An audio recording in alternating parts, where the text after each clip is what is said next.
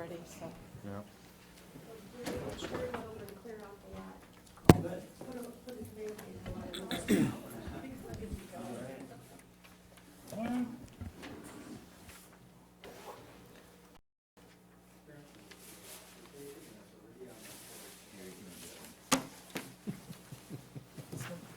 I didn't want to be recorded before the meeting started.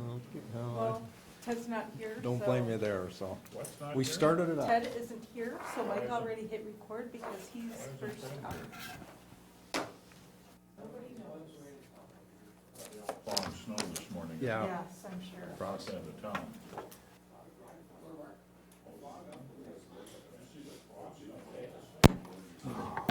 Makes up for freezing your tail off a year ago.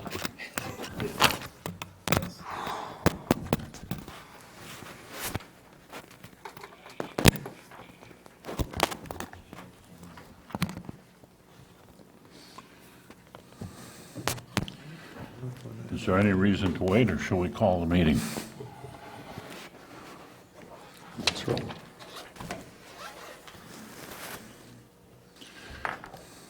We'll call to order the City Council workshop meeting for budgeting. Budgeting for the operating budget for the year 2017. It is Monday, October 24th at 10:04 a.m. I suspect we could open the meeting with the Pledge of Allegiance. I pledge allegiance to the flag of the United States of America and to the republic for which it stands, one nation, under God, indivisible, with liberty and justice for all. Thank you.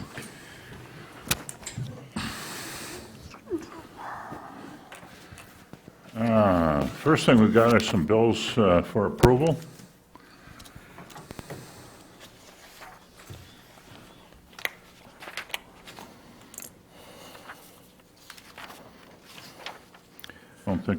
I don't see anything out of the ordinary.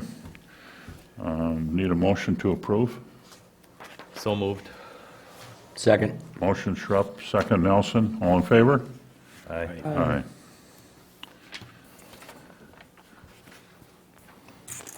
Then we move ahead to overall budget review update. Mr. Lyons.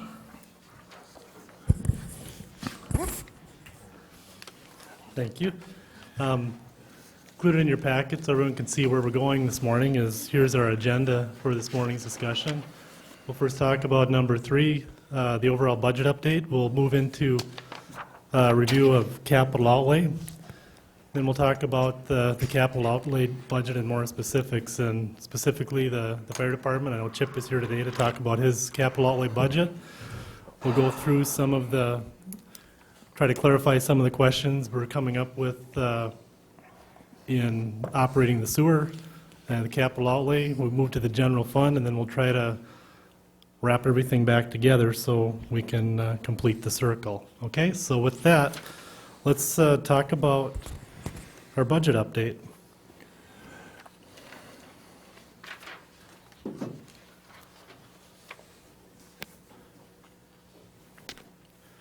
This is page 3 of your packet, of your budget packet. I'm presenting this in the same format that you've seen in the past. So what you've got is, we're starting out, I always include some budget assumptions, what changed since last time we spoke. And then this is the summary page to show the big picture. And the only thing I've changed in this budget is I made a couple minor changes. One is at our last budget meeting back in August 29th, and then again on September 12th, we talked about when we certified the city certified the preliminary levy, it was at a 5% adjustment over last year. I think the general consensus was we didn't want to be at 5, we wanted to be at something lower than that. I'm seeing some nods. So to make this budget work with the changes we pushed through this last version, we can get down to about 3.58, 3.6% over last year. And that's what this represents. Okay?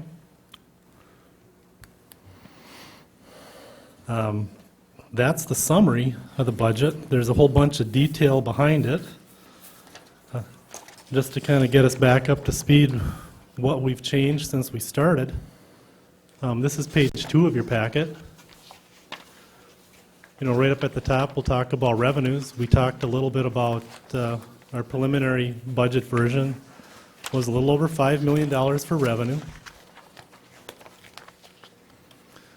We talked about some revenue adjustments. Remember, we moved up some road projects. And so we had to find a way to pay for those. And these are the reconstruction projects we've all been talking about over the past month or so. We reduced our levy. Back. Yeah, this is page 3 of your budget package, so it'd be just I'm sorry, 3 or page 2? 2. Page 2. Yeah. It's the 3rd page in the packet, but it's page 2. Gotcha. Okay. Everybody there? Yep. Okay. So we made some adjustments to get the levy down to 3.58% to make this come out balanced, if you will. The one thing we changed was, I know John had a request for a summer intern type position to run some programs in the park. So you'll see that on the expenditure side, salaries and benefits and some program expenses. And so I just equally offset it with revenue, because if we're starting new programs, we're probably going to charge a fee for it. Now, whether or not they support themselves kind of remains to be seen. On the expenditure side, we started, I'll roll this up, we started at 5.4 million. We removed the newsletter. Here's the next 4 items on there, starting with the 511, the 53, the 141, and the 231. Those are the capital programs for roads that we added, moved up. Remember, they're offset by the debt to pay for them up above, the $1,061,000. We had some capital changes. Then we made some other expenditure adjustments. You see the comp plan estimate down here at $20,000. We got our insurance settled, so we know what that is. The union contracts have since been settled. And then just the other adjustments to get us down to a balance, what I'm calling a balanced budget at that rate. That's the 30,000-foot view. I know some of you had individual questions on the budget. Where are we at with certain things? What do specific line items look like? So I'd ask that you share those questions so we can answer them, if you have any. Any thoughts, comments, questions? What was your percentage of health insurance? I'm curious in the end, when you finalize, where'd we end up with that? Our overall adjustment for the group, now remember, we have a different rate for family versus single. So the overall adjustment for our group was about 8%. Okay. Now the singles went down and the families went up, so when you combine that Yeah. rate, But for the city overall, it was for the city overall, it was about 8%. 8%. And then, did that change the deductible plans at all, or were you able to keep the same plan? I mean, same plan, that rate, or was there something else going on, like they moved deductibles or anything? Same plan, same deductible, All right, same insurance provider. thank you. Okay?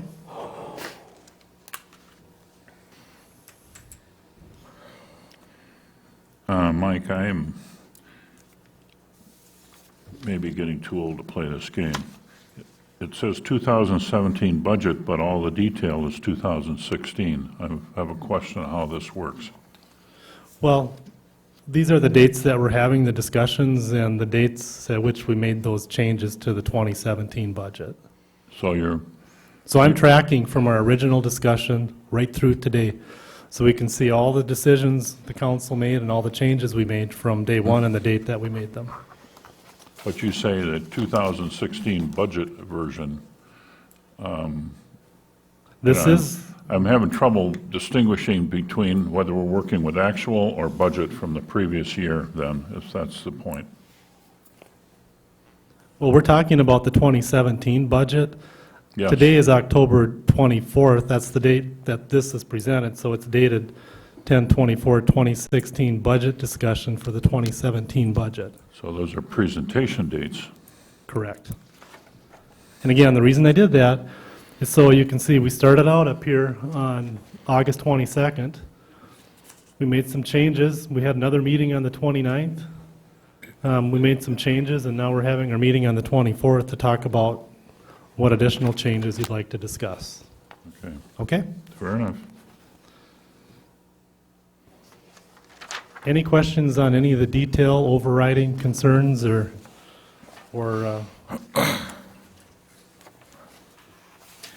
something doesn't look right? Something you'd like changed? There's a lot of detail there. Again, it starts out, the front of that packet is what you've seen before. It starts out as a high-level summary, then it moves into a little more detail, then a little more detail, and then a whole bunch of detail, right down to the line item, okay? So if you see individual line items that don't make sense, either send me an email or stop by my office or mention them to myself or Dan or whomever, and we'll look into your concern, okay? The question I have, Mike, is on the roads. I see we moved 3, well, one's a new one, that East Shore, but the other 2 have been moved up. And I remember discussing these, and I think we've already awarded WSN the contract for doing some of the bidding work and that sort of stuff. Is that correct? And we'll talk about that later on our capital update. I All believe it right. was All right. September 12th. We awarded a contract to WSN to start the engineering for the 2017 road projects. Okay. Okay? Good All right. question.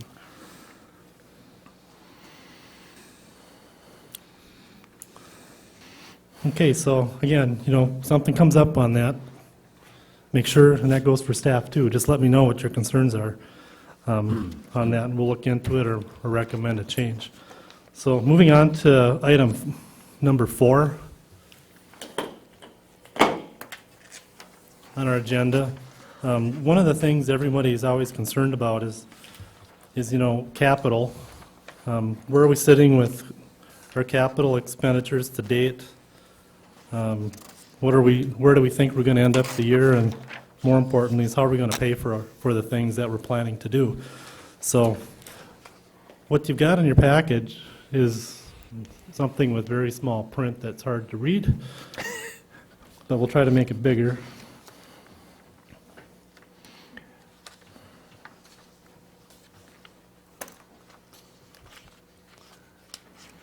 So this is the calendar year and budget year 2016, the first two. I'm going to move it so the lady with the paper gets a fuzzy picture. Okay. We can have a copy of all this too if you'd like. It's item number 4. On this sheet, though. What page is that in our? Item 4, It's sorry. not in the budget package, it's not item in there, number okay. 4 on the agenda. So it'd be the Nice first page. document behind the budget. I got 5B. Looking for There you go, you just passed it. 6-4, there it is. Is everybody there? All right. I'm just going to look at yours. All right, so what you see on the screen and on the overhead here is this is 2016, and this has been updated through September 30th of this year. So you see the first column is the budget, $903,500. Through September, the actual cash we spent out of the city's checkbook was $375, a little more than that. And then based on our budget, we've got quite a ways to go, $527,000 if we're going to spend to our budget. Now, the next question we need to be looking at is, okay, so we've got the budget, what are we looking at to get us through the rest of the year? And I'm just going to slide this over. So in the middle of that worksheet, you see we've got, we need to replace some computers and software in the admin office. We've got I know we need maybe another printer. There's some, this is general government. This is, we talked about at the last council meeting to look at some of the security upgrades to City Hall. Try to get some of that done this year. This one, the 19035, that's the fire administration. I know there's some SCBA's that Chip would like to get yet this year and some next year. He's got a plan for that, so we'll let him talk about that. This $51,000, that's the crack ceiling. The cash went out for that in October. We finished that up in October. The roads and trails for 2016, what we have left to do on the budget, the engineer's estimate, you know, you saw the Andes parking lot, some of the other roads that are being done. You know, those, we won't, that work is done in October, and now there's a little over $300,000 left to go on that. Mark, you had brought up the 2017 work. Here's the 191.5, that's the contract that we approved with WSN to get going on the 2017 engineering work. Now, whether all of that 191.5 will fall in 2016 or some will roll into 2017, we're just not sure yet. That remains to be seen. So there's some pretty big numbers in there. So I look over here, and the number I'm going to look at,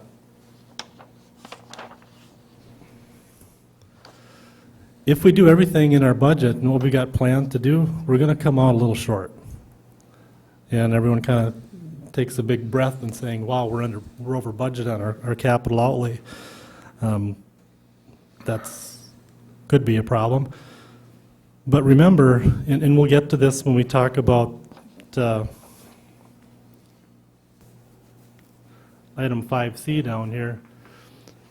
We'll talk about how we're going to pay for that and what we carried over from 2015 and 2016 going into 2017 to pay for that. So hold that thought and keep that concern in the back of your mind, because we will discuss it in a few minutes. But before we do that, I'm going to move us down to, unless there's any questions on this high-level summary. Now remember, in your monthly council packets, you get the first 3 columns of this every month, okay? And so there's a whole lot of detail behind that. And I know last week, Dave Schrupp and Dan Vogt and Ted Strand and I met to talk about some of these things on where we're at with specific items in the sewer plant, and are we on target, are we not on target, and what's left to do, and that's kind of a developing process, because the big dollar items for that are being worked on right now, okay? Any questions on this summary? Okay, so let's move on to item 5A, and you don't have the materials in your packet. You know, Chip has been busy with the recent fire, and he put most of this stuff together now, so I'm going to let him talk about what his plan is for the fire department. Maybe one thing on that engineering work that's being prepared now for the 2017 street projects, the 191.5. I'm going to guess a lot of that can be part of the bond issue. And when you issue bonds, you can issue some of the expense for the engineering work and inspections and whatever else. So you got $1,061,000 in hard costs, the estimate for the streets themselves, but you got the engineering on top of that, and you can bond for that. So it's not like you got to come up with the cash for the 191.5. You may have to come up with it initially, but you can bond for it, so you reimburse yourself for the expense once you issue the bonds. Have you included that in the bond plan that's in this budget? I don't think it's in there yet, but it can be included back.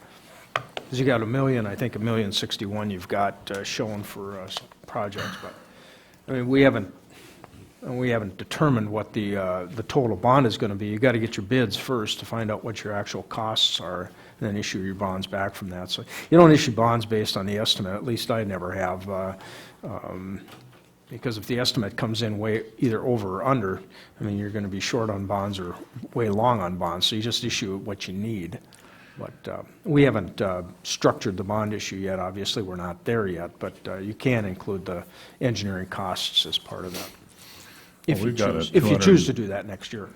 We've got a $288,000 shortfall, according to that page 4 that he just gave us. Yeah, How do and we Mike how are talked, we going to cover that? yeah, Mike talked about, we'll come back to that, because you've got money you've carried over from 2015 and 2016. Much have we got carried over? 2014, I 2016. thought I think heard you'll that. get to that, Mike. Yeah, let's get through Chip's part, and then we'll go back, we'll move back to that after we talk about sewer rates, because Right. they're all connected, okay? We'll get there, it's just not at this point. So go ahead, Chip. We'll come back to how we're going to cover that. Thank you, Mr. Mayor, Council. Sorry I didn't get the packet to you earlier, but I was a little busy last week when I thought I would have time. So we've been investigating that fire all week and interviews and things like that, so apologize for getting that to you late. What does SCBA stand for? Self-contained breathing apparatus. Oh, there it is. Got it. Apologize. Thank you. So what is in your packet? I have a letter regarding our current state of our SCBA's. I've had this line item in the capital outlay for over 5 years, 5, 6 years, I believe, maybe even longer. In your packet, it describes the new standards by OSHA and NFPA for SCBA's. We've been piecing our equipment together over the last 10, 12 years to make them somewhat compliant. Air bottles, the bottles that actually have the oxygen in them that are connected to the unit, they have a life expectancy of 15 years. I mean, you have to take them out of service after 15 years. They get hydro tested every 3 or 5 years, depending on the type of air cylinder we use. 75% of our bottles are expired as of the end of this year. We were back in between 2000 2007, I believe we were purchasing air packs, 1 or 2 of them a year, but then it became too expensive. They're almost $5,500 per unit with 1 air bottle. The standards have changed. It was 91, 97, 2002, and now currently the 2012 standard.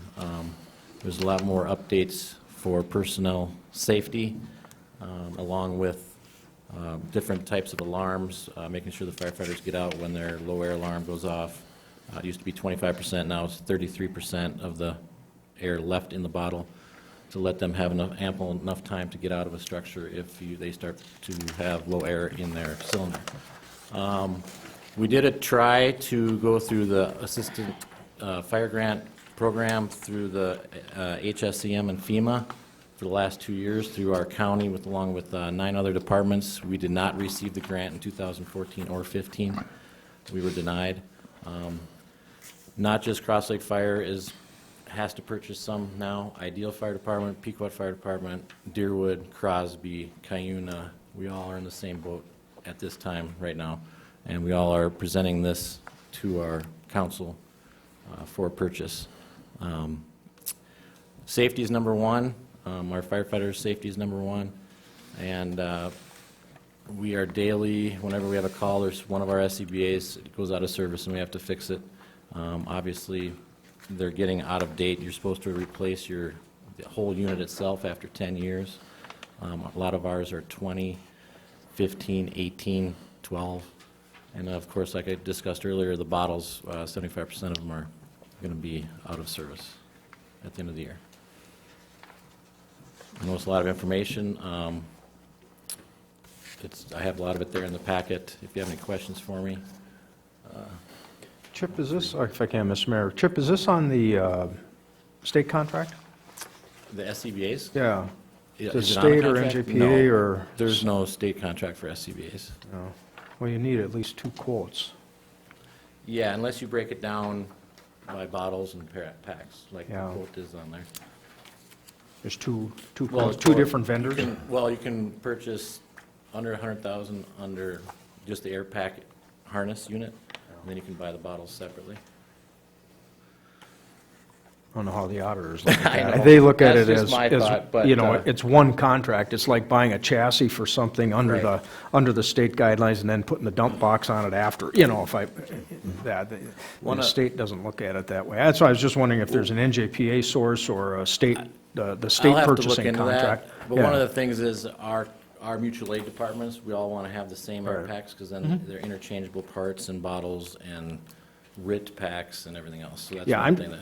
I'm just looking at it from an auditor's standpoint. I mean, there are certain guidelines, and the state requires if contracts under a certain dollar amount, you have to get at least two written quotes for them, and we all understand that, but I'm just wondering, sometimes you can get out of that if there's only one vendor, or if you're trying to get one specific item similar to what Chip is talking about, but maybe Mike can lend some Yeah. auditor experience on this one. Yeah, and, you know, spending a lot of time on the other side of the table doing audits, you know, one thing I always looked at as an auditor is exactly what Dan is talking about.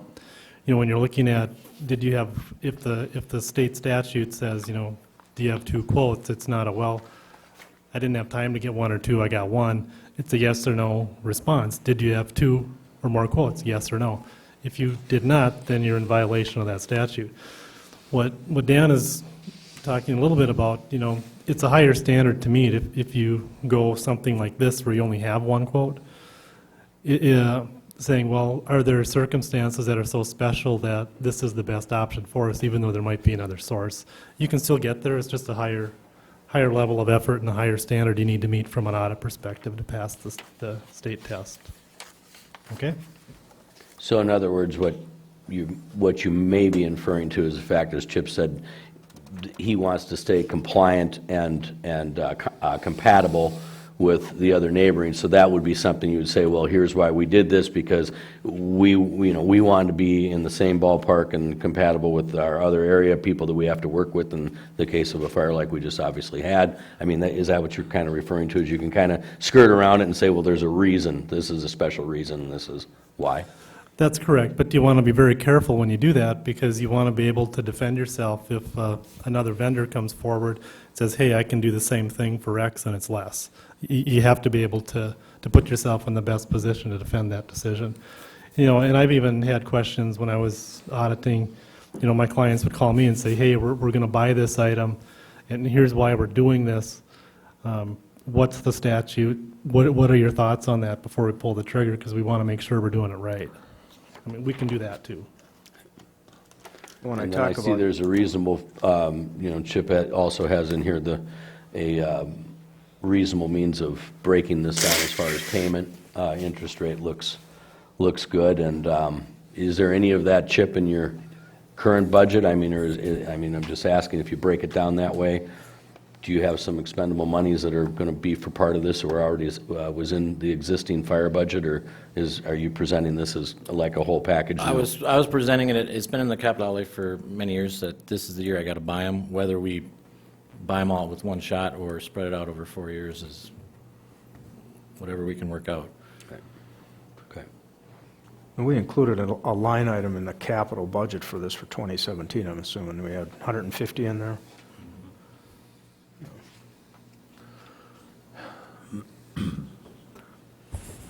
Yeah, this is part of your budget package, which I think was item number 3 in the budget, so.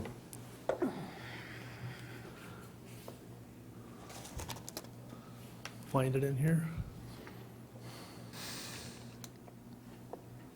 There, it's this 150,000 right here for 2017 is what he's looking at.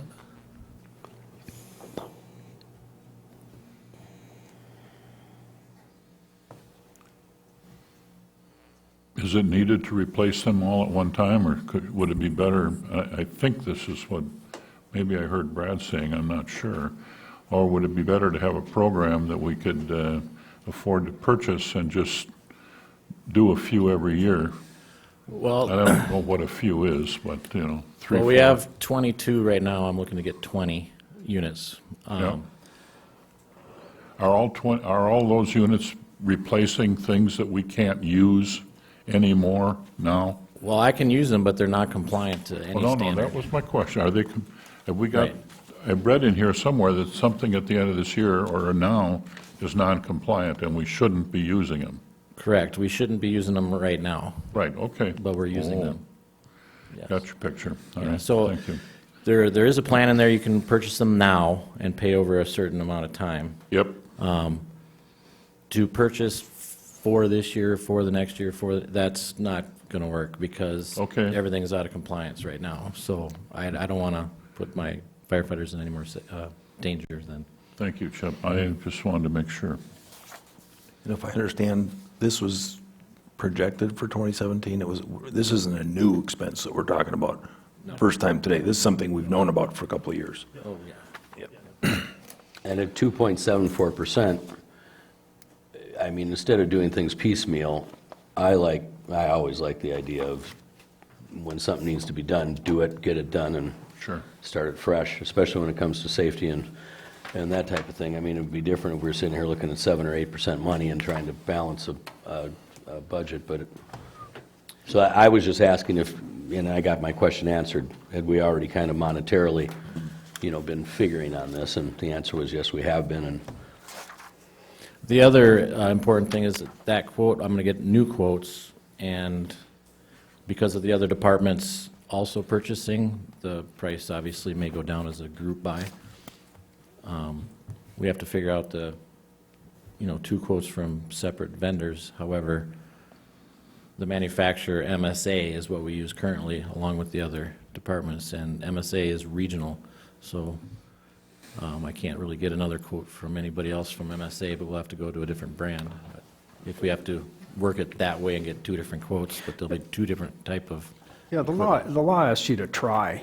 I mean, you make the best effort you can to get a second quote. If you can't get one, you document what you did, who you contacted, how many places you tried to call.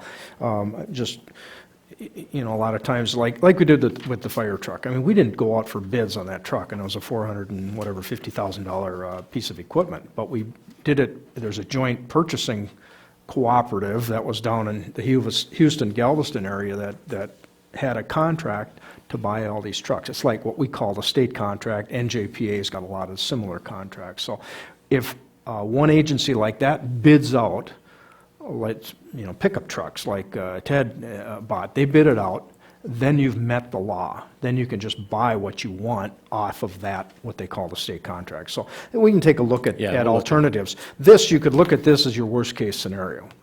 I mean, if this is your lowest, then this is what you use. If it's your highest, you get the benefit of maybe a little lower price somewhere else. But I'm just, there's a flag that comes up in my head when you see one price. If it's not off of what we call the state bid, then I look at we need to get 2. Otherwise, you're going to get nicked by the auditor when your audit comes around. So. Just for the discussion, we'll go around, we'll take a look at what alternatives are out there. If there are no alternatives, we'll be coming back to you and say, we'd like to go ahead with this. We just want to make sure it's in the budget for 2017. We want to make it a 2017 expense. This Emergency Response Solutions Company in Linwood, Minnesota, that's the regional supplier. Yep. Similar to like where Ted bought his truck from, a different company, but the same, a setup like that, that's what you're saying. they represent MSA, and they cover Minnesota, a certain area. Northern Minnesota is covered by another vendor. However, they cannot, they're out of Fargo or Grand Forks, but they cannot sell to Cross Lake because it's outside their region. They have territories. Correct. The company that makes this stuff sets those territories up, apparently. You need to document that and what you've tried to do. I just bring it up as an issue that we need to be aware of. We'll handle that from our standpoint, but you should know about that too, so.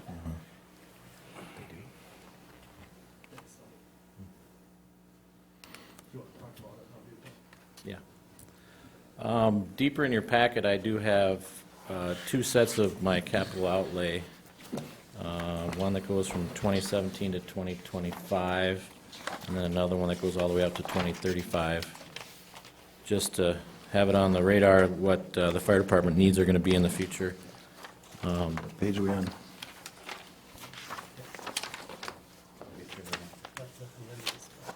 Okay. The one he handed out, all right.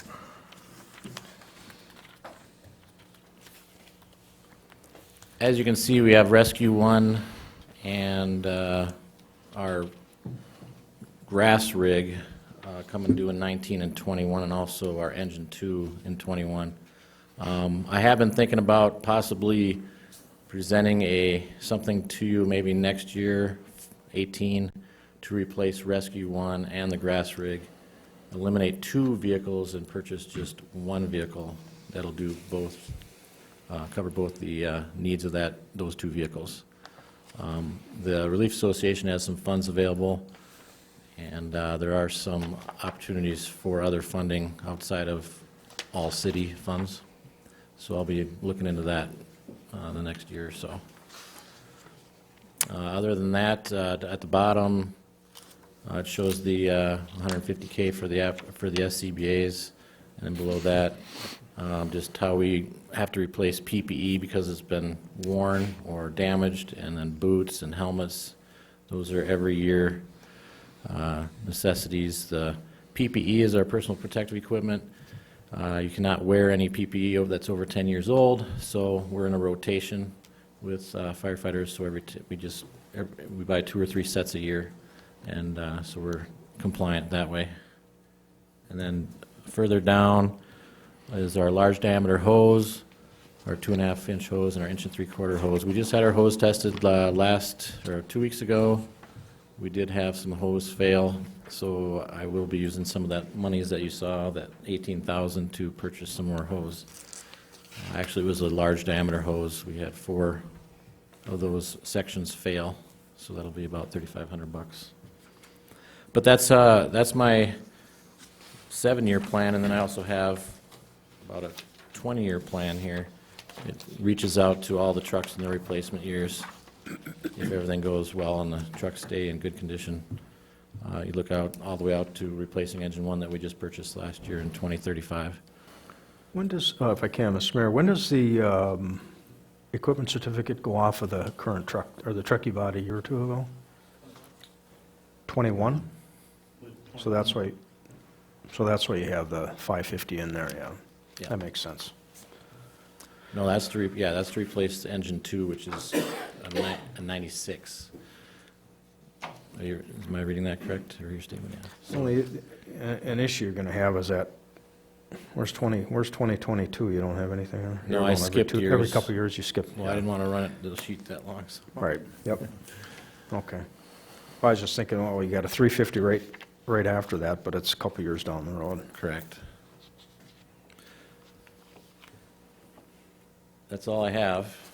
If you have any questions. Now, the 2 items that are highlighted, That's- you think you might oh. be able to, those are the 2 you could combine into 1, and you might do those next year? I'm trying to, so our rescue truck, this is what we would like to replace the grass rig and the rescue truck with, a truck that looks similar to this. Our rescue truck right now carries auto extrication tools. It has a fill station to fill our air bottles for the SCBA's, and then it has rescue equipment for ice rescue. We don't take it very much just because it's not the greatest truck to go with. You can only carry 2 people in it. And then our grass rig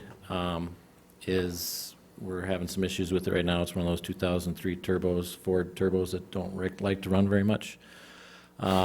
So get rid of those 2 vehicles and replace it with this type of a truck, which will also have our auto extrication tools. It'll be able to carry 5 firefighters, and it'll also have our fill station on the passenger side. It'll hold 300 gallons of water. It'll have a hose reel. It'll fight grass fires, but it'll also be a support vehicle for fires and auto extrication type incidents. Based on the, what you've done so far as selling stuff and whatever, how much are you going to be short, do you think? This vehicle right here is approximately $160,000, complete with the chassis, the lights, the radios, everything complete. Probably about 60 grand. 60? 60,000. As of today, if we were to purchase it today. So, Save some on the SCBA's and yeah, I can, come up with... my estimate for the SCBA's was 20. I can get by with maybe 16. I mean, I can cut that back. I don't really want to if we need, but also if we save money in the group buying, Right. it's going to save us some money as well. Yep. But 20 is my ideal because we're supposed to have 28 firefighters on the fire department. We only have 23. so. Well, I don't want to, I don't want to cut cut back safety, I on don't that. want to cut back on that. I'm just saying if there's a better bid out there or correct. something, who Yeah. knows? And, 60,000 isn't that necessarily that much if you've got a $160,000 truck. I mean, you're coming up with 100,000 in other ways, sales and whatever else, so. We can talk about We'll that talk about as it. time goes on, yeah. Right. And these are 2019, 2021 expenditures for that truck, so we have a little time to, Correct, yes. We'll be, I'm just getting a little nervous about maintenance issues with the trucks. okay. Are they beginning to cost you A maintenance? little bit here and there, they just don't start sometimes, and we have turbo problems on the grass rig, and the 94 top kick is struggling. It's just doesn't have the power it has before, and I think they're not being reliable at this time. it appears to me that reliability and serviceability is more of an issue than the repair costs. I mean, because, those of us with private vehicles or so forth, we can usually keep them up, but you never know. Like you say here, whether they don't start, won't run, we got a problem that appears while it's in service, that can be difficult. And the other thing is, the reason why they're highlighted is also because I was going to look into purchasing used vehicles again for those two. We purchased the Rescue used, the grass rig was used, and then we put it together ourselves. I'm sure that if I looked hard and searched out, I could get a 3-4-year-old truck that is similar to what we'd like for probably in the high 90s. So there's other avenues. I'm always looking, so. With the levy, how much is a percent? 35. 35. If you left the levy at 5%, you'd be pretty close to your 60,000, or, whatever. It's something for you to think about when you get down to the end of this discussion, I guess.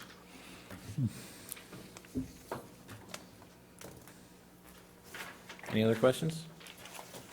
Thank you.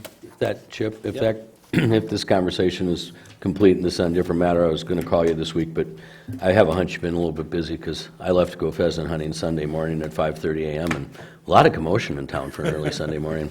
So I got quite a view as I was leaving. But anyway, in regards to my father's memorial in the Lucas, we need an updated bid on that. I think it expires or is expiring November 1.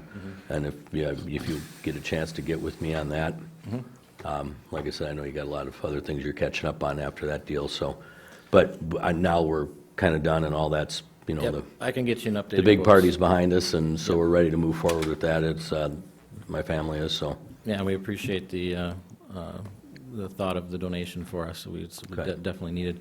We also have other parties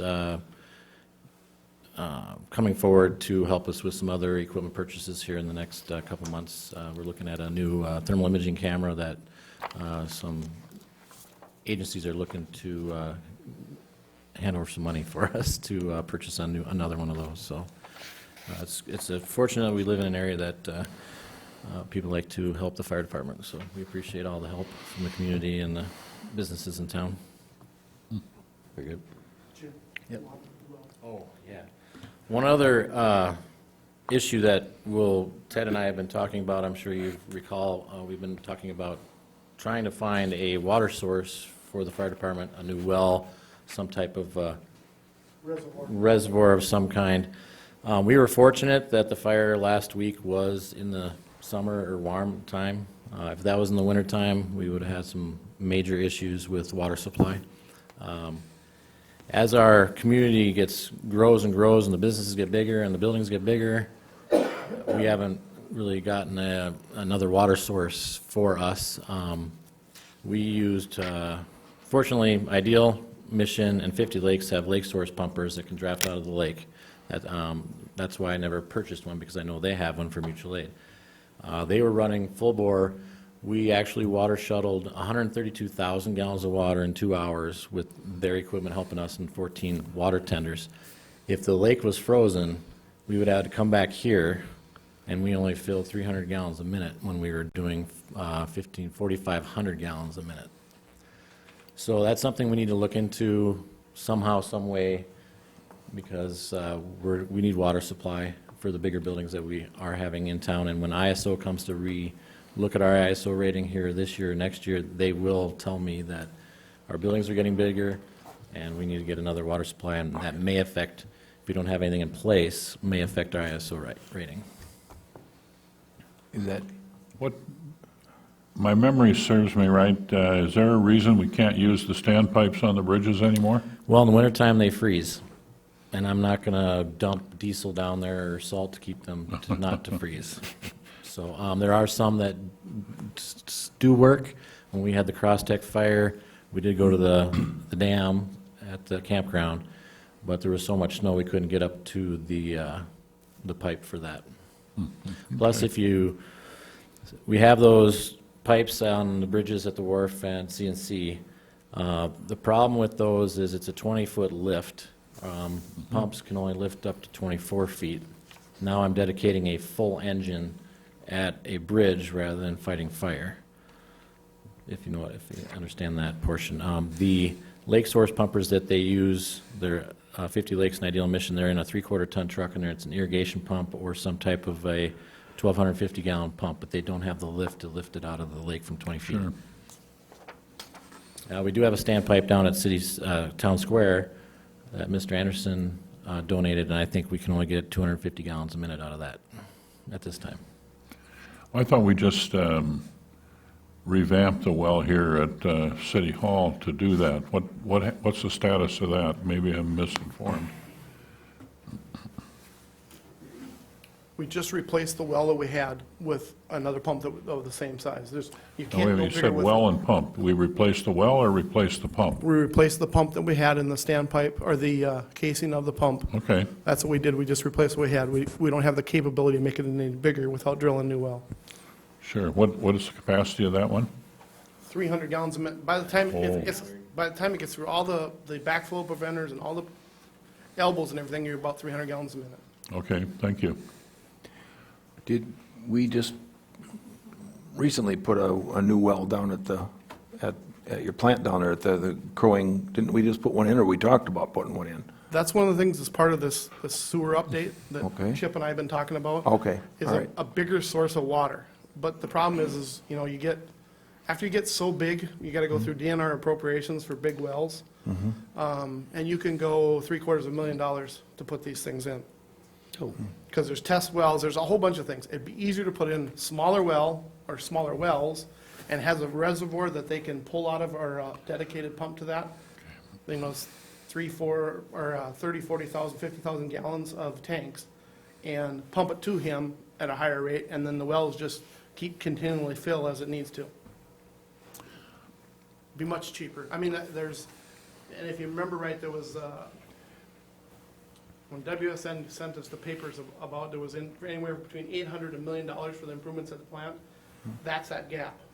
It's unknown what would be the best way to take care of the firefighting capabilities. But that's why he put a range in there. And that's a good location also? Well, we got, It's easy in, easy out, central.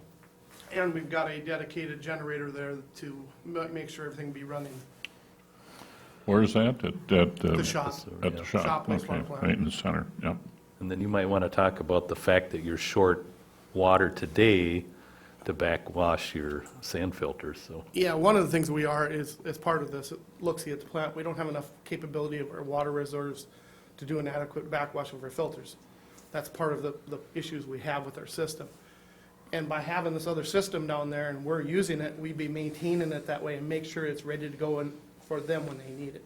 That's the reservoir system. Yes, so it'd be dual purpose. It would help the wastewater plant and it would help the fire department in the long run. Sure.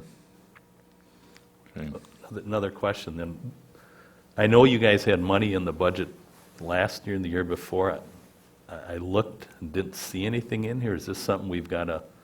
We have to start over. We didn't utilize it because we were still in discussions. Nobody's quite sure which way to go, so it just didn't get used. So how urgent is this in your minds? It's probably a big necessity. Depends upon if it's your house on fire or mine. I mean, we get a charter school or the community center, something like that, you know, you're gonna have Yeah. one of the churches, something like that, you're gonna take a lot of water. Okay. Yeah, and there's a lot Thank of you, Tim. buildings that are not sprinkled or somehow find a way not to be sprinkled in our community, so. Water will be necessary if they build a new community school, that'll have to be sprinkled. But there's a lot of big buildings coming in. Anything else? Any other questions? Thanks, Chip. Thank you. Thank you, Chip. Thank you.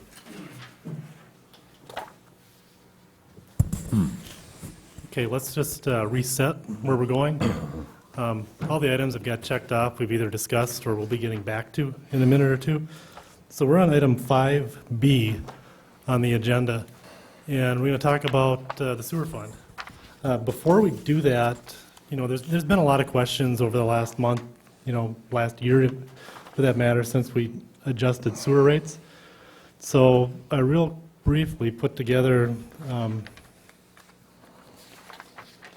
just a discussion point on what is a sewer rate, and what should it cover. So this is not in your packet. When we look at sewer rates, there's really three components of a sewer rate. One is operations. The rate needs to be set in an adequate amount to cover your daily operating things like salaries and benefits, routine repairs and maintenance, testing of the product Ted produces at the sewer plant that he receives, supplies and insurance are really your main things in there. There's a whole bunch of other things in there like the light bill and the gas bill and little things, a lot of individual things. The second part of your sewer rate is, are your rates of an adequate amount to provide funds for the future, meaning capital or plant replacements, future expansion. And when I talk about non-routine or major repairs, I mean things that really are infrastructure type items that result in extending the life of the system rather than just maintaining it on a day-to-day basis. And the third component is debt service. If you have outstanding debt, the rates need to be set such that you're generating enough cash to make the principal payments on long-term bonds, the interest, and whatever fiscal charges you may have. As it stands today, I'll just draw on there, our rates don't cover those three items combined. And we all know that. This is not new information.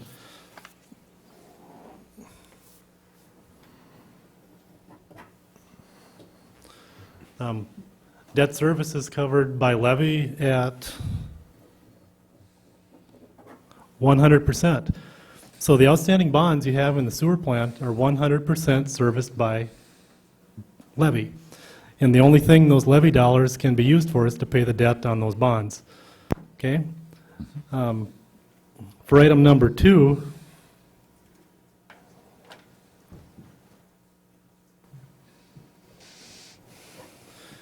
remember when the plant was set up, there was this concept of equivalent residential unit, also known as a connection charge.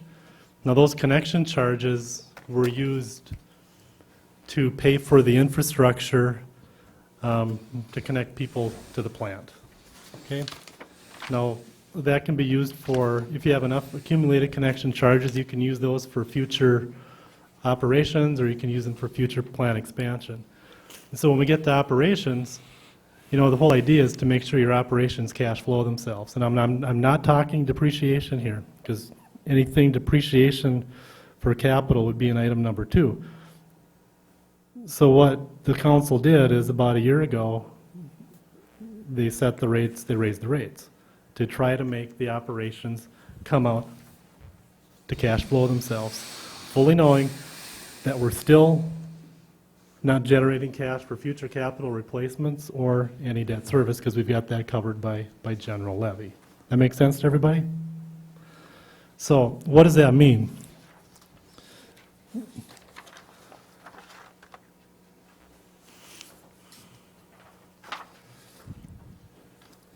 So what that meant, and here's kind of the summary of a discussion we had about a year ago on why did we raise the sewer rates. I mean, I'm not going to read it. It's in your packet. It's been out for a year. But basically what we tried to do is adjust the rates such that they would cover item 1 over here under operations, okay? Now, we'll figure that out. We've still got a little over 2 months to go, but we're looking at, we should be flat or zero, or really close with the rates that we adjusted. Now, one of the things we did was we tried to look at, and this is in your packet also, this document. It's just an attachment to that memo. We looked at what is an average rate, what would a rate increase look like if we went from $37 to $45, and what did that look like over time since the city started the sewer plant? As you can see, look, it's about a 3.4% increase annualized over that time, and that's where it's settled on. We also talked about at that same time, what would a $5 rate adjustment look like? You'd be at about 3% annualized, so you ended up a little higher, which is actually a good thing because you needed to recover that a little quicker.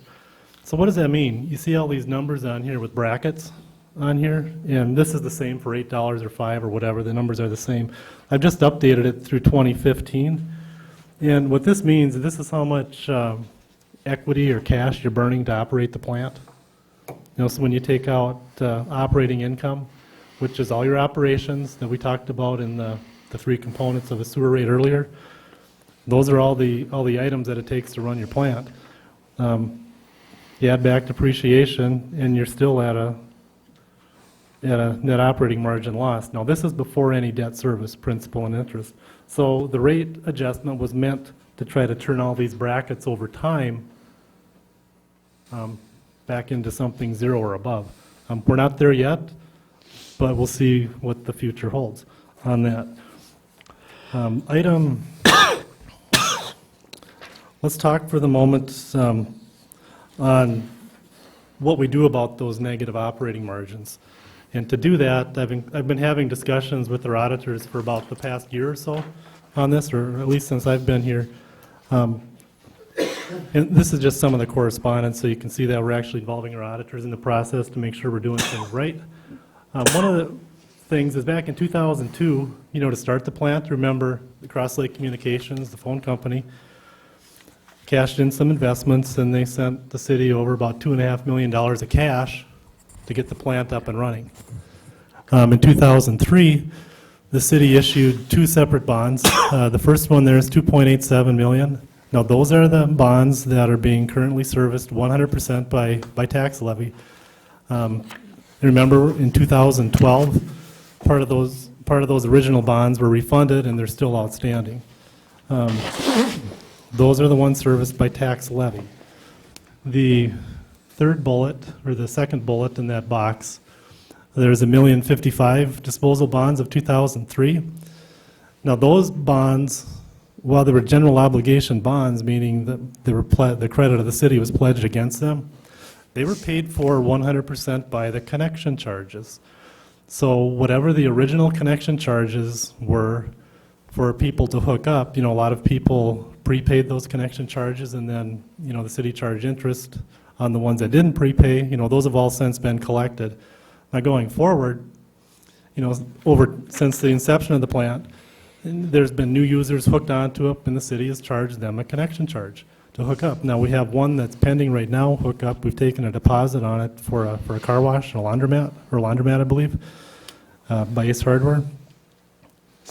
Those connection charges are to pay for the infrastructure to hook them up, and they can be used for that purpose going forward. So then the other is just some background, because what I tried to do was figure out how much cash we had on hand in the restricted column for cash that can only be used for debt service. So let's talk about that real quickly. What I have next, and this is in your packet too, this is what's now called a statement of net position. It's basically, if you're coming from a business, it's your balance sheet. And so you see the top item I've got circled. I've crossed out Cross Lake Communications on this because they're combined for financial reporting. I mean, this is right out of the audit report from 2015. We don't have any cash and cash equivalents as a current asset. okay? That number's 0. And the reason for that, we go back to this, all these numbers are less than 0, okay? So that means you don't have any operating cash.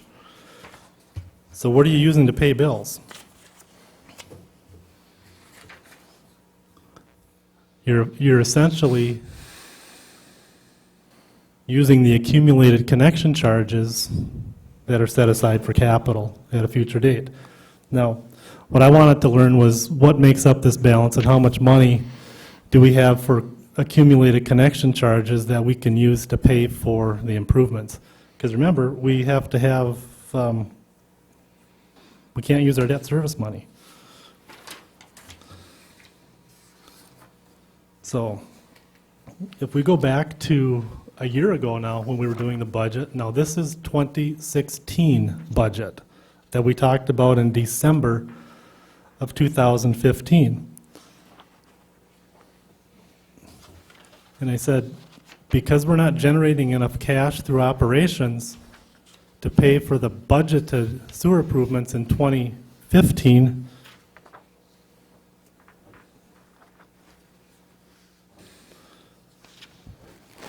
we're going to need to transfer cash from the general fund as we burn up those connection charges. Because remember, we can't dip into debt service. Can't what? We can't dip into our debt service cash to pay for operating items. Okay? Mike, I got a funny question for you. At one point, we had proceeds from a bond issuance. There was funds left over that we used to offset some of this deficit. Did you run into that? That was how we did this for a while. And I remember that. That's probably 7 years ago. Well, that's not entirely true. I believe What that. you used was, you used the accumulated connection charges to pay for it. Accumulated what? Connection charges. So, No, we had some funds left over from the construction. those are gone. Huh? Those have been used for repairs, that- maintenance. I agree. That's my point. I'm just saying to you, when did we finally use all of those up? Because that I- was part of this makeup as well, is what I'm Yeah, trying to say. I don't know the answer to that, and that's why I took the approach that, this thing has been going on since 2002. It was originally, the city had quite a difficult time trying to record it. Well, yeah. In fact, you went through 3 different auditors at that time until we finally got it right. So I took the approach that I've got one bond issue outstanding. I know what the debt payments are. I know what we levied for it, and I know what we paid for principal and interest. So everything left over has got to be connection charges. Sure. Okay? So that's the approach I took, and there's some correspondence in there. If you go back to that email correspondence from myself and our auditors, they're in agreement with that approach on how we come up with that. From a reporting perspective, it doesn't really matter if it's debt service or connection charges. It's all restricted. It gets lumped under the category as can't use for operations unless, okay? So if we look at where we at today with the current sewer project, and I know this is there's a lot of pieces to this, and I'll try to wrap that part of it up in a minute. This is a summary of the engineering study that was done by WSN, Woodseth Smith Nolting, back in April of this year, that the council accepted at the May meeting. I believe this comes from pages 10 and 11 of the big, thick engineering document. And this was the best estimate at that time of what improvements would be made to the plant. And so what I've done is I've accumulated those costs. We talked earlier when we were looking at the capital outlay update, as most of those costs in the column I'm pointing to are yet to happen. Okay? So we're estimating there's about $194,000 of improvements to the plant based on the study. Now, our actual numbers might come in different. We spent about $56,000 through September. Most of that was for the building, the building addition on the plant. And there's a bunch of work left to do based on this estimate. And again, we said, well, how are we going to pay for that? Because we're not generating cash for operations. Remember, in our 2016 budget, our best guess was that everything we do in the plant was about $273,000. So, there's other things. There's a vehicle that's been purchased, and there's some other improvements that are in addition to the system itself. And so we knew at some point, I'm going to be coming back to you in December and saying, Council, I need authorization to you to approve a transfer of X number of dollars from the general fund to the sewer fund to pay for that. Because remember, we made a budget provision to do that. So we'll know what that number is, in late December. It'll be something close to that. So what does all that mean? And this is in your packet also. Remember earlier I talked about how much cash does the city have dedicated for debt service? And to understand that, what I'm trying to figure out is how much of this number can I only use for debt service, and then the rest we can spend on the improvements. So I went back and I figured it out. So at the end of December, $286,000 of that restricted cash I just showed you, we can only use that to pay principal and interest on bonds. Now, I just rolled that out through the end of September, and that's how I get to this $210,000. So all I did was I took all the levies we've had over the years for that purpose and all the cash we've collected on that levy, and then all the principal and interest payments we made on those bonds. And you've got a remainder because you have to get the cash before you make the payment, so that's why there's a balance in there. That and the fact that you have to levy 105% of the principal and interest due. Statute requires you to do that to make up for delinquents. We're fortunate in our case because we basically collect everything we levy. So you're really fortunate as a city. So if I roll that out,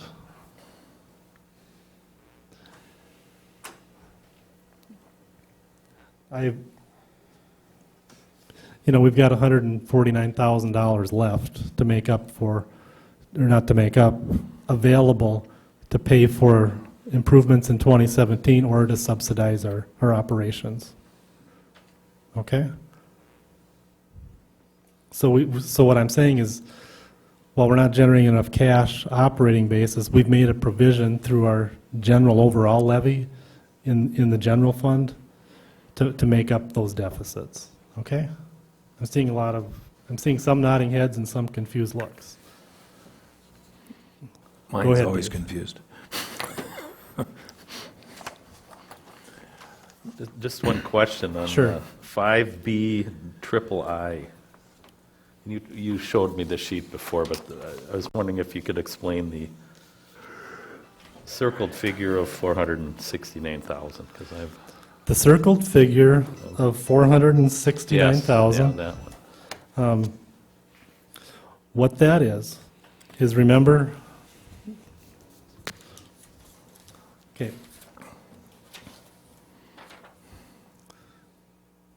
we don't have any excess cash we generated from operations. We showed that. So what we're really doing is we're using some of those connection charges that That's we've in- collected. Those are in that number, or whatever's left? Whatever's left of those connection charges, and I didn't go back and figure that out. I took the assumption that I know I'm not generating any cash from operations, so the only two things I have left are connection charges and debt service. So I know I only had one levy for debt in that fund. I know what was levied, I know what we collected, and I know what we paid. So anything left from that activity has to be only for debt service by default. So what I'm saying is of this $469,455, that's listed as restricted assets, cash and cash equivalents, there's two pieces to that. And one is debt service and one is the connection charges. And of that 469, at the end of last year, 286,000 of that was only used for debt, can only be used for debt service. And so I just kept rolling that number forward to the present to see how much of that cash we have left. So if I look at our balance sheet or our statement of net position as of September 30th, that's how much cash was on there.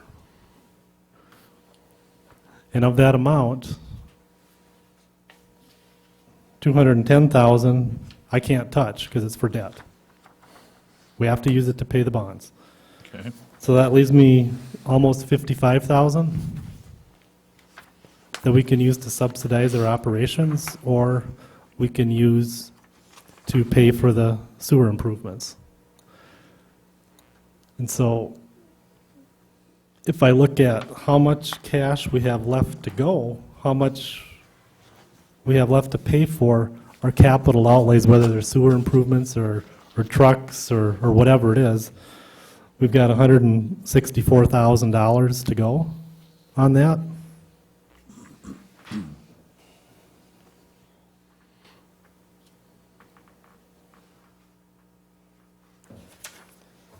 You know, and that number is coming from the item we talked about earlier. If I look at sewer, try to make this bigger.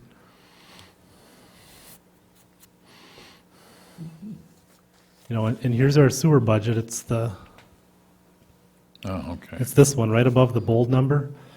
I remember at our last council meeting, you know, we authorized a review to the sewer program, the sewer improvements. We authorized a review of that for $4,000. We've got, Remaining costs, okay. you know, I've got it here somewhere. When we talked about how much do we have left to go on the sewer project per the engineering study, that next number is 137,502.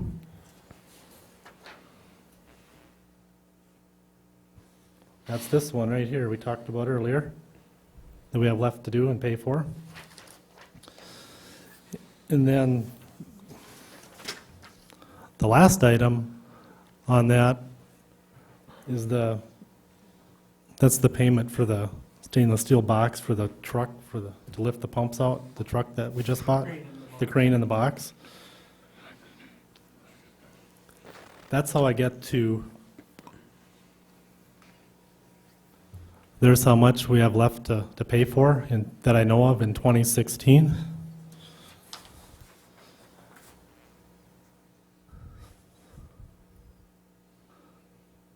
There's the 164 again. Remember, we've got 55,000. We've got 164 left to go. And we had made a provision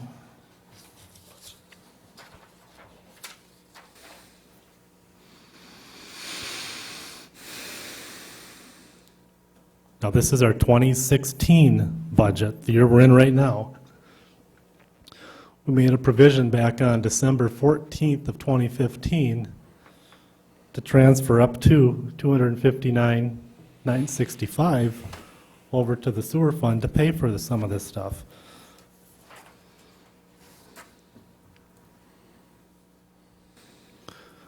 Which leaves us back at, if we transfer all of that,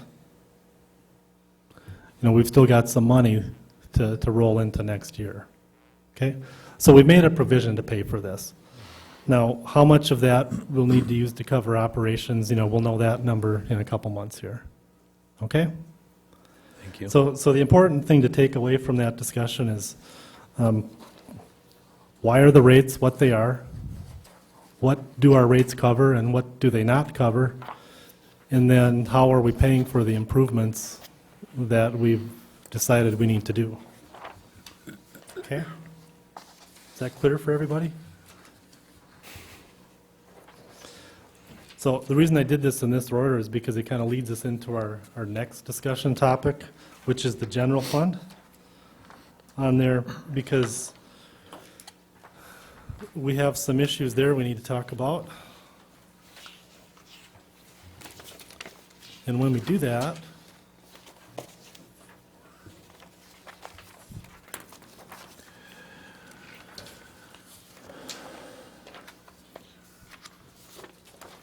Mike, the net of that discussion is what you just did. If we operate with the same service rate for the sanitary sewer system that we're now running at, with normal maintenance but without capital additions, how much do we have to levy? In round, lots of numbers, but that's okay, just in round numbers. to at make this it come point. out to zero, you need $165,000. Okay, and then how are we gonna pay for the ongoing heavy maintenance? That's another piece of that, another additional piece, right? That's correct. We don't have a provision for that, but we have a provision in Well, our you don't, levy. you've got the numbers for it, Okay, so well, what does that come to? And then depending upon whether we finance it or pay for it is a whole other issue, pay cash. well, we've made a provision in the levy to pay for both of those things. Okay. The question is, how much will that be? And the answer is that's to be determined as we get through the rest of this year.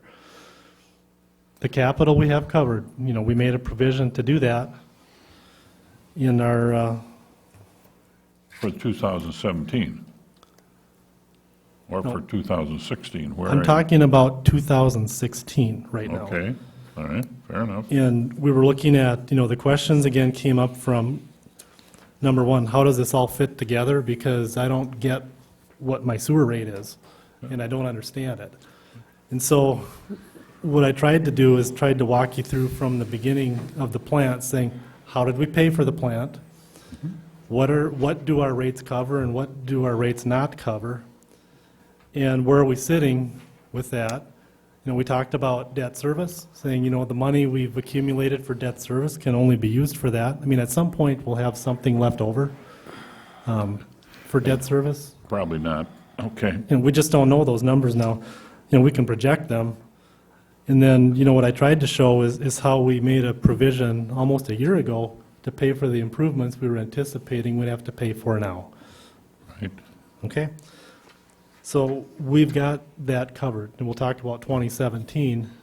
So you're saying now you're okay for 16, We're fine for 16. okay, and 17 is a whole nother issue.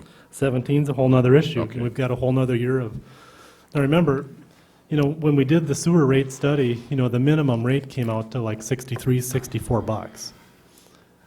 And remember, our rates were at $37. We sat down, Dan and I sat down, and Matt and Dave. That's we also- fully loaded, right? No, that's not fully loaded. A fully loaded rate is about $203. That's not, that doesn't work. And, and everyone agreed that that didn't work. So we said, okay, we got three pieces. Here's our debt service, we got that covered. So we unloaded that part of the rate. We unloaded part of our rate to say, we have another source Yeah, okay. for the funds. Now, you could make the argument, a lot of this will be coming from levy in the future. Because essentially, that's where it's coming. When you transfer money from the general fund to pay for capital in the Right. sewer fund, it comes from your general levy. So Absolutely. some of that's general levy dollars, and then operations. So those are the three pieces. Thank okay. you. Thank you, Mike. So if we keep moving along, and we talk about, we've done this. That's a lot of numbers and a lot of information, but I wanted to show the council how it fit together and tried to make some sense of it. So if we go back to, how are we paying for what we're doing in 2016? Now, if we look at primarily roads, there's two big numbers on here. You had $328,000 left to pay for what we've we're doing right now, well, the tarring and road work, those are big numbers. Okay? Yep. And when we got down to the bottom of this, now the reason there's a difference between these two numbers and this one is because these improvements to the fire department were funded through donations.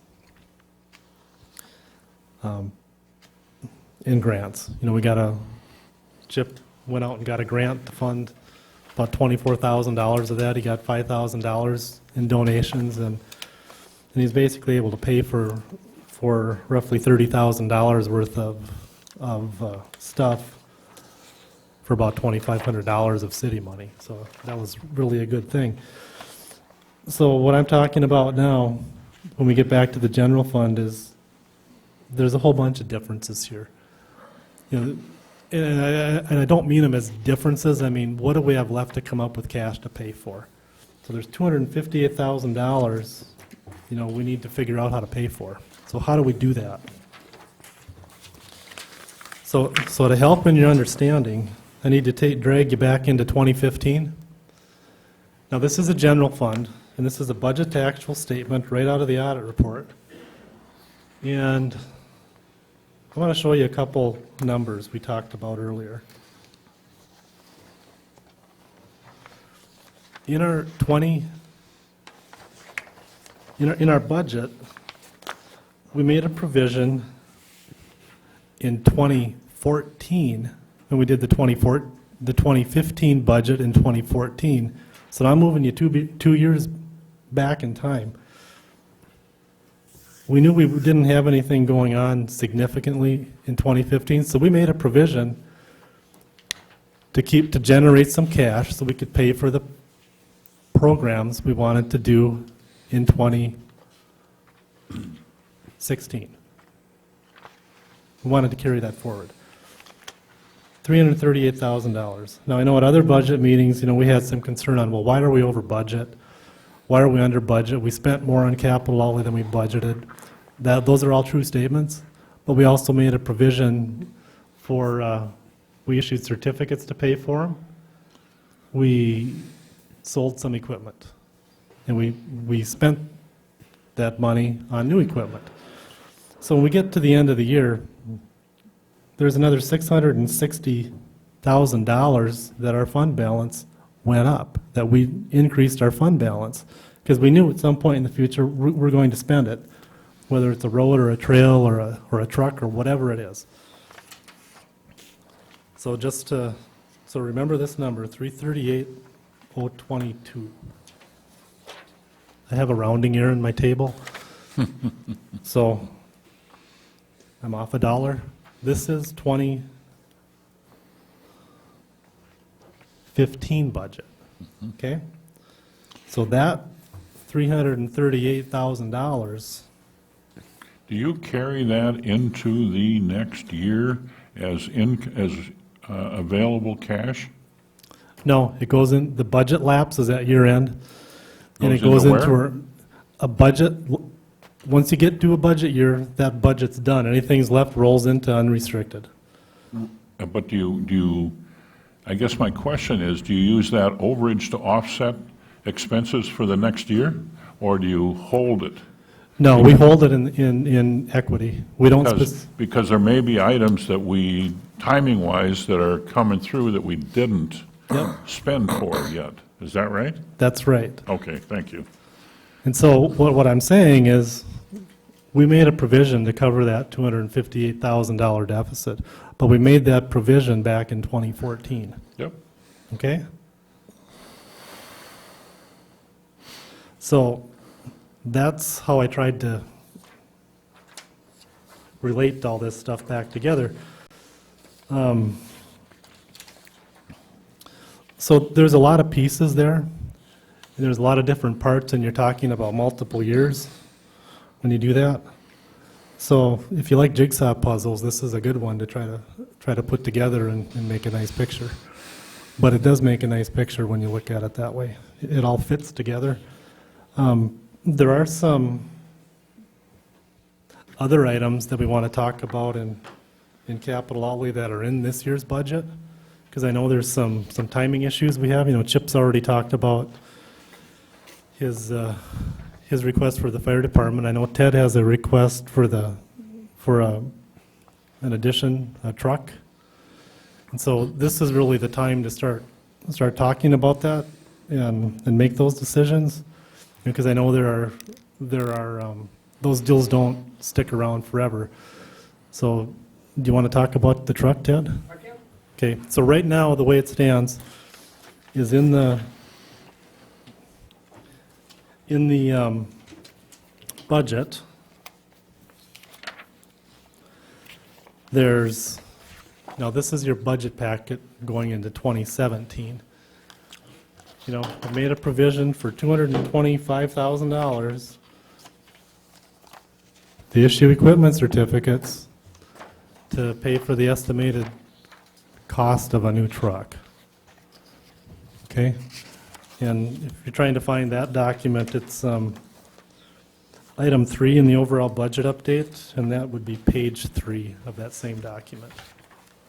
So, Ted, make your case. Before I start, Chip's got pictures to show you. I forgot, I think this is pretty awesome. Wow. Wow. that's what it looked like from the lake somebody was filming. That's Manhattan Beach Villas last, which morning? Sunday Sunday? the 16th. Yep. And then, I got one other one now. We are doing the investigation tomorrow with all the insurance companies. You have any idea or any information that can be let out yet? Undetermined right now. Huh? Undetermined right now. Okay, fair enough.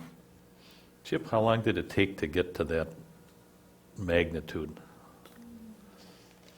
From this, do you have any I'm idea? not sure how long it was burning before somebody called it in. That's what we're still working on. I'm trying to find, there's a good picture. Tell you, my alarm went off right at 5:30, because I was leaving to go pheasant hunting, and I heard a siren.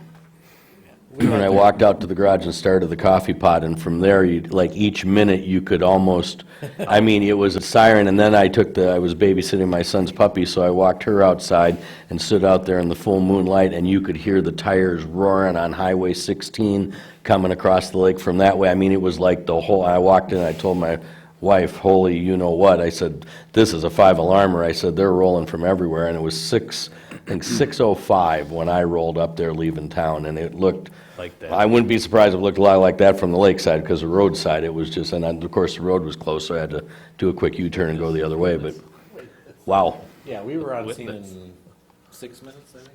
Wow. Wow. First firefighter was there, and then the truck was there. And he thought he just looked at it, wanted to see it. I thought it just kind of shows what these guys go through. Oh, yeah. Thank you, Chip. In the 2017 budget, I asked for a new dump truck. We aren't scheduled for a few years to be replacing one of the dump trucks. When I started this 16 years ago with the city, we had 2 snow routes, two snow plowing routes. Today, we still have 2 snow plowing routes. We keep getting asked to be more efficient and better at what we're doing. We had an opportunity with this demo unit that's sitting down at Cat Ziegler for $218,000, basically, the unit was. It's a holdover, it's a 2015. That's got all the equipment on it we need, the plows and the sanders and all that. I was hoping to move to 3 routes and make it more efficient. We aren't hiring another staff member. It's just the one staff member that takes one of the small trucks and does the cleanups would be taken and making it 3 routes. A lot of the things that I'm thinking of is we get asked not to use as much salt and sand. If we could get on it quicker, we wouldn't use as much of that product. We wouldn't have to because we'd be getting it off before it gets stuck down. This unit isn't going to be there all the time. If we were going to buy this unit and it wasn't a holdover, we'd be in excess of $300,000 for this truck. Being it's the demo, that's why it's down to that price. It isn't going to be there forever. I mean, at 200 and that 18,000, Cat's been calling me and saying, yeah, it's still here. Do you want it or you want it? I said, well, after the 24th, hopefully I can tell you that the council either tell me yes or no. But that's where I am today is We'll continue if you want me to continue doing what I'm doing now. I'm just trying to get more efficient and effective in how we do our job. We have expanded, things have changed in the community. The demands of our staff has changed, the demands of the community. They want things done in a more timely manner, so. This is one way I thought of being more timely in how we do it, so.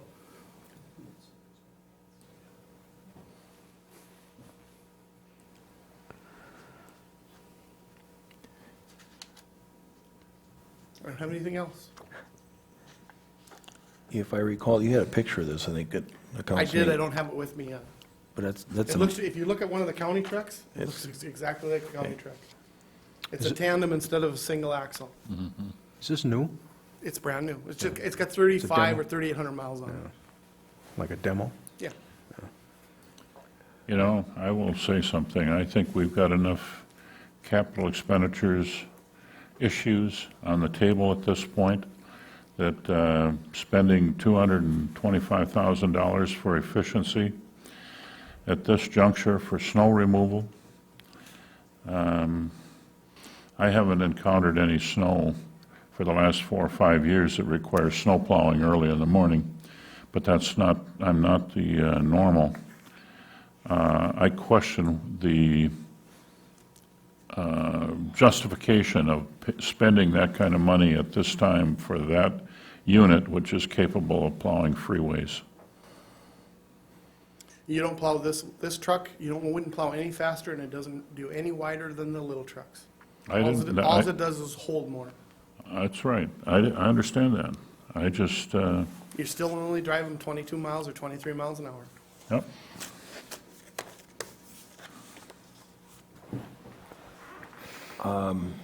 Yes, sir. my 2 cents is that I applaud you for trying to add on a third route and to do it that way. But I haven't got my head around the size of the truck. I know we had some conversations a few years ago about how difficult it was to turn around the smaller trucks on some of these roads. And I imagine, We addressed that in planning for this other route. okay.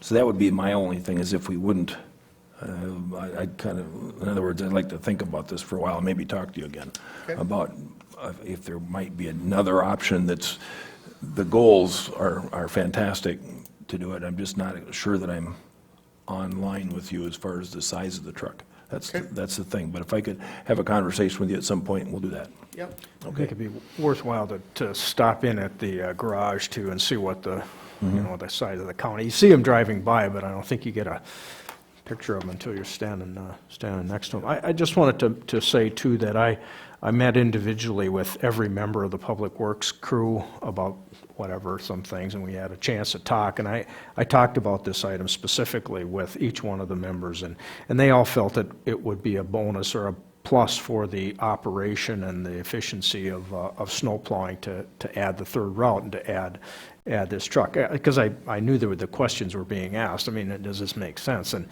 each one of the members, felt that it would be a good thing for the department. But And it's just not snow plowing. ultimately, it's your decision. Obviously, the, snow is going to get removed, and it's going to get removed as good as a way as we can, but.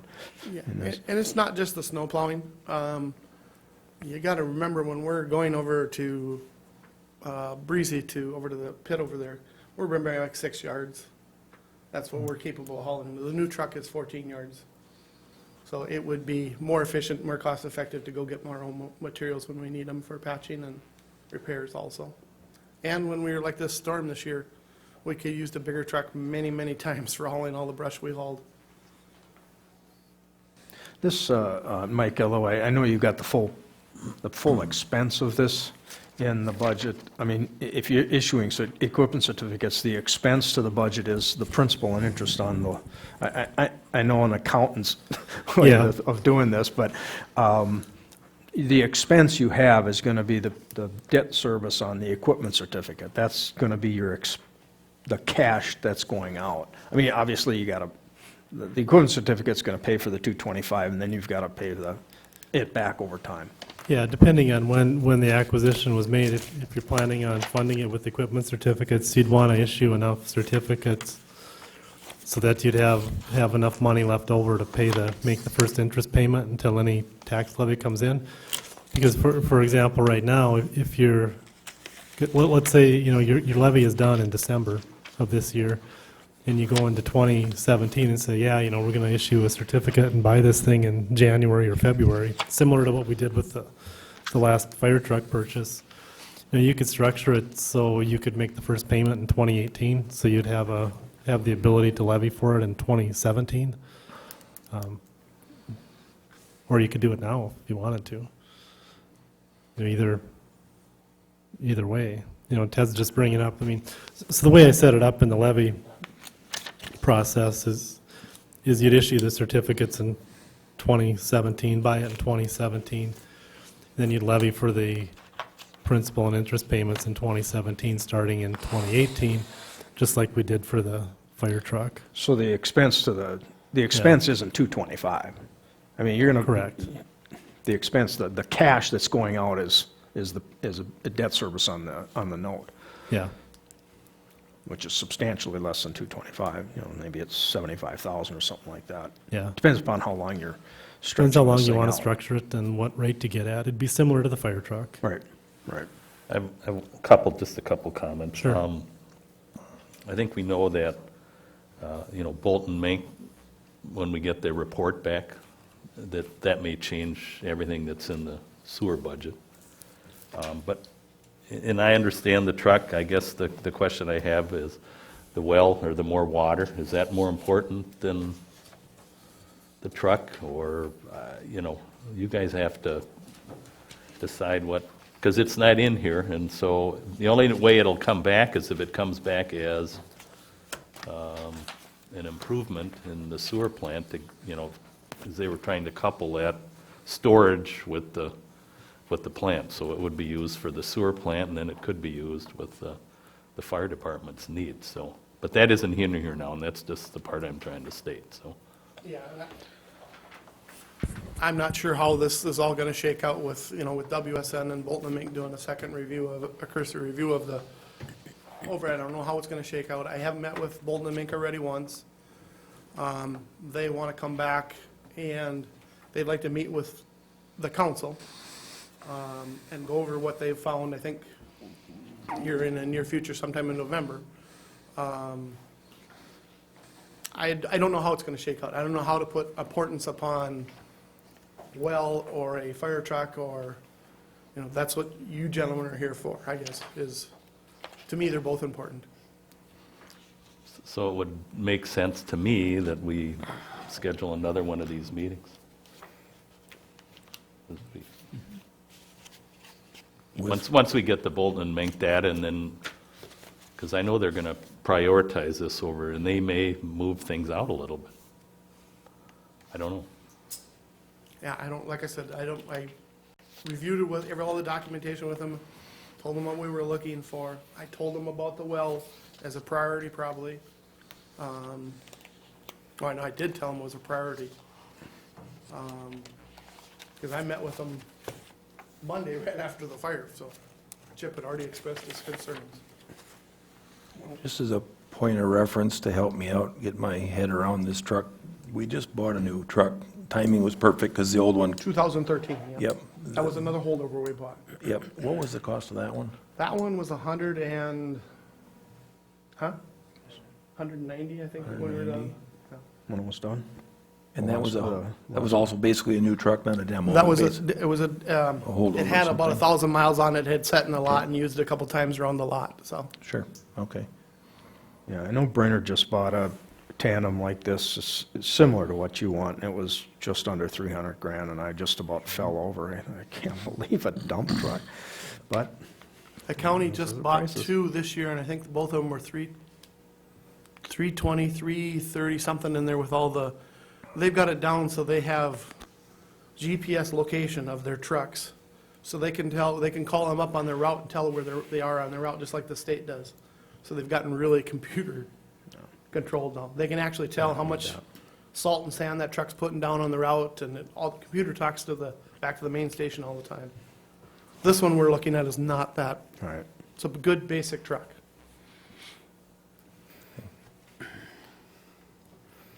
I'm kind of a big picture guy. Money's in, money's out, whether it's a trail on the side of the road or it's improvements to the septic plant or whether it's a new truck. I mean, we know some things here that, like the fire department presented, there's things you have to address, things that absolutely need to be taken care of. We got a lot on our plate right now.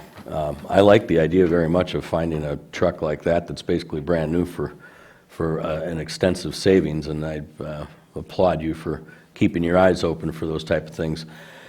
But I'm just not comfortable, it's 200 here and 300 there, and wow, like I said, whether you're talking about just adding, we still got, conversations about trails to go along with roads and other things, and the septic, a quick comment on that too. When you brought up I like that number of what it would cost if you actually truly wanted to cash flow, what we'd really be paying for our septic connections and, monthly. And that's part of it when we raised it the last time, is I got an earful from one of the local owners of a business, a couple of different owners. I mean, just not an earful, but just saying, about increasing costs. And I said, this doesn't even cover, the nut. And, here's what they pay in Pequot. We had a comparison, remember, when we reviewed that on what they paid in Pequot and what they paid in other communities, and we're still competitive and in fact, well below in some cases.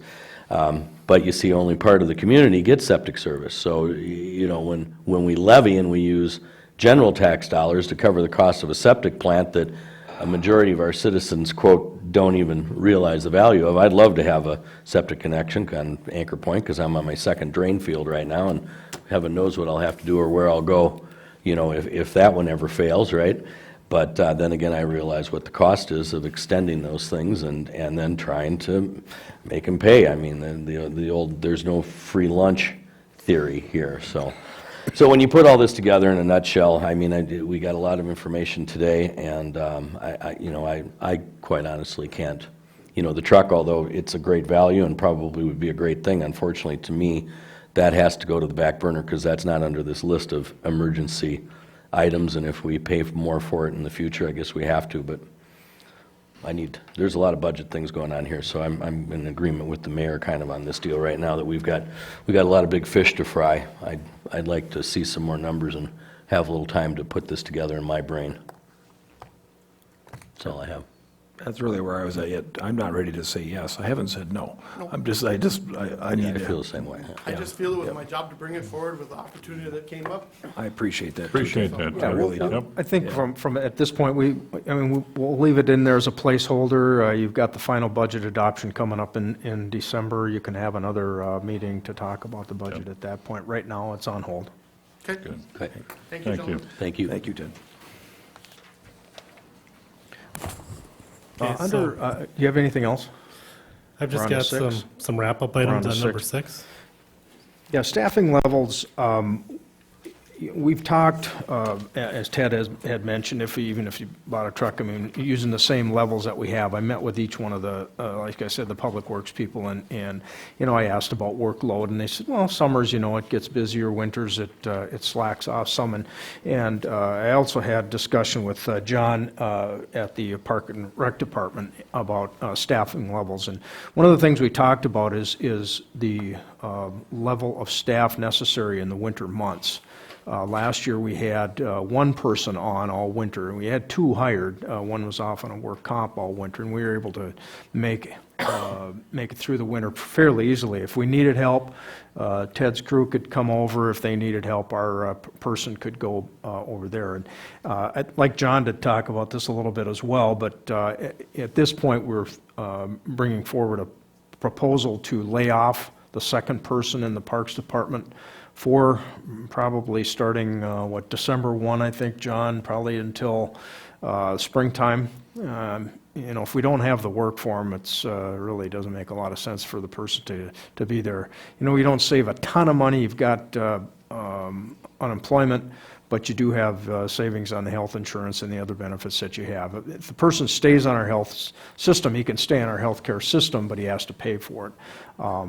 Maybe John, maybe you can come up and brief the council a little bit more as far as what you see from a workload standpoint. But if we do this, we would look for authorization at today's meeting to go ahead with the layoff. We got to give him 30-day notice under his union contract and have the layoff take effect. We have had I think John has had some brief discussions saying, council is looking at staffing, and we have reviewed it, and, there may be some changes coming up. So, John. Yeah, that basically sums it up. I guess I'm not here asking for $2 or $3 or $500,000. I'm looking at ways that we can cut some spending, and we did make it by last winter with what we have, and Well, that'd have be you my done this suggestion. before? What's that? Is this your standard procedure of? We've had 2 employees for a long time, and through the winter, and there's times where you need to. Yeah. And there's times when you don't need to, and we haven't had much snow the last few years, so we've made it by with one, and just looking at some ways we could possibly save some money, and So this isn't new, you've done this before? well, we've laid off never before. reduced staff. This is the first time we've I laid can't figure out off. what you're saying. You said you got Yeah. by with one. Yes, last winter, when our other employee was out on workman's compensation, we only had one Oh, employee I in the see park what you're department. saying. That's how it happened. And Okay. so, the times we have troubles is when we have vacation, Yeah. Oh, if yeah. we'd have a snow event or something around Christmas time, when Ron takes some time off, we're a little short there, but with Ted's guys and, I run the broom when Ron's gone. I'll come in and do the cleanup and do the other things in the parking lot that need to be done, so feel pretty confident we could make this move and, like Dan said, save a little bit of money, but we look at more of a seasonal position. If we make it by again this winter, we look more, that second park maintenance, be more of a seasonal type position to maybe work April through, November, October, something like that. So, if we're looking at ways to try to cut the budget a little bit, this is one area I think that, that we can save a few dollars. Your staff all right with that? Well, I don't think any staff wants to get laid off. Well, that's my question. No, it's a tough decision for me to make, and but in the end, you also don't want someone sitting around that doesn't have work to do. That's not fair to the taxpayer. And I guess that's how all department heads, I think, should look at things, and this is an area we can save a few bucks, and so that would be something to consider if you think Was, that would help. if I can, was Ron comfortable last winter? Yeah, he was busy, but he's supposed to be busy. That's what we got guys for, and he didn't have any real overtime hours, so And you've talked to Ron about, yeah, I've Does- talked to Ron about that, and he's comfortable, and we work really closely with Ted's staff too, so if he needs help, we're down there helping him. If we need help, Ted's good to send guys down to us, and we try it. We can try this winter and see how it goes, and if it works, great. If not, we could look at keeping that person on year-round too next year, but well, you could recall Yeah. anytime. I mean, if it just doesn't work, I mean, we can recall, but I mean, it worked last year, and we didn't have any problems with it, and your department head's coming in and saying, we can make this work. Ron is the other employee there and saying it can work, so I think we go ahead and give this a shot and save a little bit of money. Sounds good. Was the Okay. employee? what's that? Jerry Loughlin. Jerry, if, there would need to be a motion then from the council. You really can't do it at your regular council meeting because that's in the kind of the middle of November already. We want to make this effective December 1, and he's got 30-day notice required by the union contract. So if the council would make a motion to go ahead with the layoff effective December 1 for Jerry. It's being recommended by the department head. I'll make that motion. I'll second it. Motion made by Nelson, seconded by Schrupp. Any other discussion? The vote? Aye. Aye. Aye. Aye. Thank you. I don't have anything else at this point.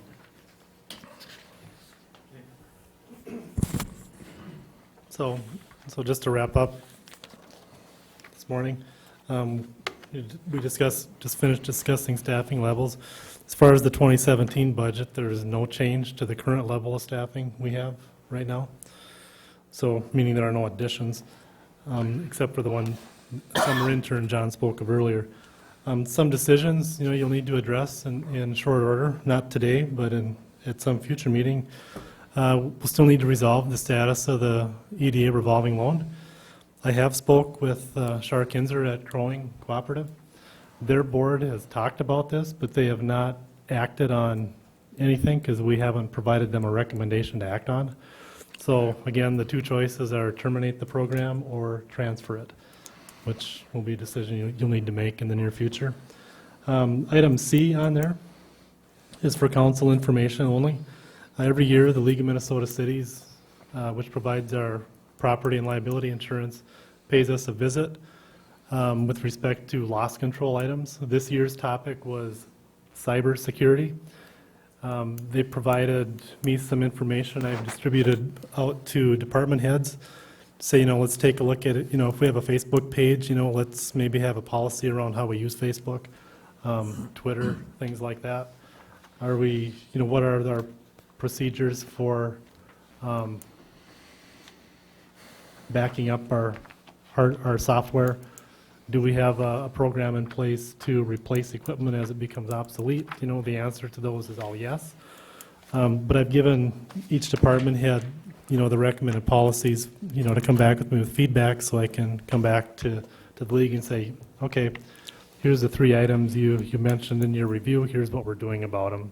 And then we can, share that with our insurance provider, our local agent. That all goes into determining your insurance rate, and as always, you really want to follow the league's advice. They are your insurance provider, and so if you don't follow their advice, and you do have an incident, then it becomes questionable as to, how do you cover that? Yeah, I would think there'd be a number of policies coming forward. Some of them we already have. I think we'll just take a look at what the League of Minnesota Cities Insurance Trust is recommending to us, and we'll get those back to you in the coming months. Yeah. So then the last item on here, and I can take this one too, is this is a reminder that ordinance 335 regarding public lake access will be published and effective on November 1st. I think everybody knows what that is. That's the, What's the significance of that portion printed in red at the bottom of this? I'll defer that to John. Move that up. Just slide it up so we can see it. There you go. To the current ordinance. That's the change the council had agreed on. The black is all the current ordinance, the red is the addition that we approved. We just haven't published it, that's all this is for, correct?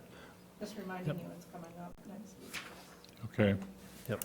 Do you need a motion to publish? No? Nope. All right, We've already included. It's just a reminder, Okay, it's information only. So okay. that's all I have. So if you have anything regarding the budget, let me know what it is, and so we can get it addressed. Thank you, Mike. That's And quite a as we've talked about, thank you, as we've talked about, the budget does not have to be approved until December. You have your public hearing coming up prior to your regular council meeting in December 14th, I think it is, Do or we need to something set like that. another, I heard comments here that we should meet again. You can meet again any time you'd like between now and that point. If there's any specific questions, please contact Mike. He can go through those with you.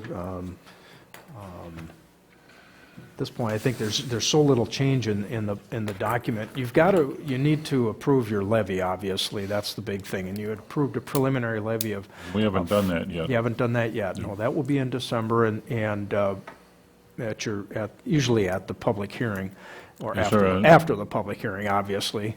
December, I don't have my phone with me. I don't either. So what's the regular meeting in Is there- December? Is there a desire December to 12th. have a meeting before that December meeting? Certainly By can. Anybody here in the council? I thought I heard it mentioned, but I don't know. I just thought Bolton and Mink, Oh, yeah. their When- study might When is that due? move some numbers around. I don't When know. is that due? Yeah, maybe when I that's, don't know. when that's Ed complete. might know when I agree with Dave. It might be good to have that presentation and as how that relates to the rest of the public works In fact, budget. they wanted to get together with us, didn't they? They'd like to meet with you sometime the first weeks of November, and we didn't set a time yet because I didn't know nobody's schedule, so. Should we, can we find out what that would be? Would you let us know? Yep. And then we can, We'll get it- or we'll should get we it, set a tentative date now? We What can do you send want it at the November meeting. Unless they want to meet prior to that time. And then if they do, we'll make sure you call a meeting, we'll get it published in the paper so the press has the information and they can be around if they'd like, so. Yeah, I'll get in contact with Mike Reardon and see how they're coming on it and try to get some tentative dates for you guys. Get it set up as Very soon as we good. can. I mean, maybe it could be like before the next council meeting, I don't know. That's a possibility. That'd be great. Anyway, I'll see. Have it same That'd be day? great. 6 o'clock, that's it. Yeah. That could be tough. Okay. Anything else? All in favor of adjournment? Aye. Aye.